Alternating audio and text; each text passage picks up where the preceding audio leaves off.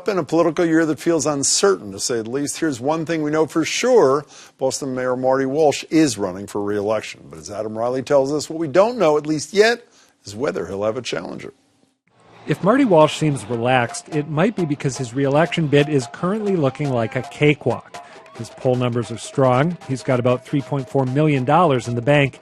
And right now, there's no guarantee he'll get an opponent who makes him break a sweat. Though, as Walsh tells it, he'll make an aggressive pitch for re-election, even if he doesn't. I mean, I don't take anything for granted, and if I don't have opposition, that doesn't mean people aren't going to see me. Walsh says there's room for improvement on everything from schools to affordable housing to transportation. That's a big concession and could provide a campaign blueprint for City Councilor Tito Jackson, who represents Roxbury and several other neighborhoods. Jackson's been a frequent Walsh critic, and there's growing buzz that he's gearing up for a mayoral bid of his own. And yet, we all know that it's rumored that Tito Jackson is going to run. We're concerned that if he is going to run, why is he waiting so long to announce? Pastor Bruce Wall wants a vigorous mayoral debate. With other black ministers, he's launched a series of election year broadcasts from his church basement, trying to mobilize African-American voters. While Wall says he's not trying to unseat Walsh, he's still irked at how the mayor responded after Wall raised concerns about Boston's homicide rate last summer. Some reporters had gone to the mayor to ask him about the seriousness of the homicides, and he said it's not really that bad. He just completely dissed all of us, and that hurt. Again, that's a sentiment that Jackson could leverage if he runs.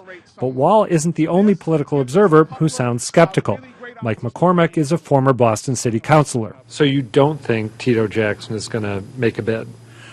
I'm in the minority, but I don't think he is. I think he's a competent district city councilor, but running a citywide race, underfunded, against a very popular incumbent mayor is a very daunting challenge. Especially, McCormick says, given Walsh's support from organized labor.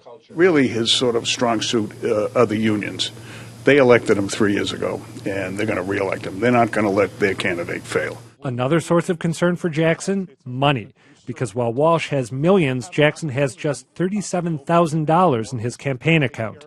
All of which raises a question. If Walsh doesn't get a challenger who forces him to defend his record, will Boston lose out?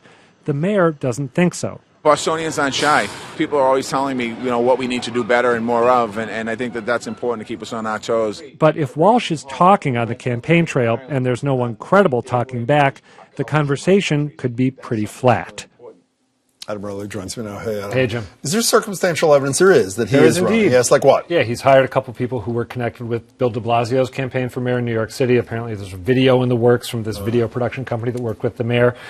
He has staked out the TitoJacksonForMayor.com website. Well, and he wrote, that's right, where there's smoke, maybe there's fire. And he wrote this end-of-the-year message talking about all the good work he had done that sounded almost like a campaign mission statement, talking about all the things he'd achieved across the city. So, and he says again and again, I'm seriously considering it. I'm just not ready to say. And there is a candidate, Mary Franklin, who's this anti-violence activist who lost her husband. And I should mention, she just isn't raising any money. She's got like $200 in the bank. Here's what I'm most interested in. Remember when Joe Lieberman ran for vice president with Al Gore and ran for the U.S. Senate at the exact same time?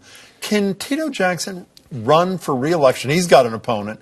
And run for mayor at the same time? I'll be totally honest with you. I didn't think he could. Charles Yancey did this back in 2013, and I thought that this rule had been passed that was going to prevent people from doing it in the future. Apparently, it was a home rule petition passed by the city council, signed by Mayor Walsh, but it still needs to be introduced on Beacon Hill and signed by the governor. So as of today, now, he could run for both? If Tito Jackson wanted to, he could run for both. That's a story. Indeed. Nice to see you, Adam. Thanks so much for your time.